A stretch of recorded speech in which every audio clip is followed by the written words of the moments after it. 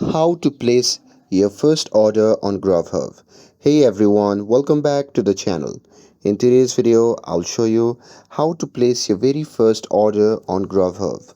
So now without further ado, let's get started. So first thing first, open the Grubhub app on your phone and make sure that you're logged into your account.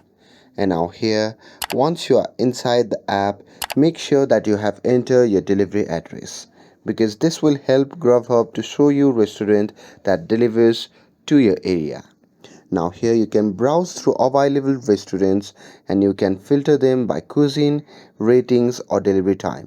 And here, once you have found the place that you would like, you can simply tap on it to open the menu. Now here, once you're inside this, you can simply tap on the items that you want to order.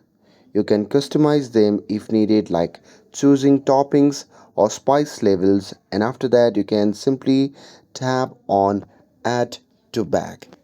And now here, once you're done with that, you need to go to your bag and review your order. And here you can double check the items and add any promo codes, and after that you can simply tap on proceed to checkout.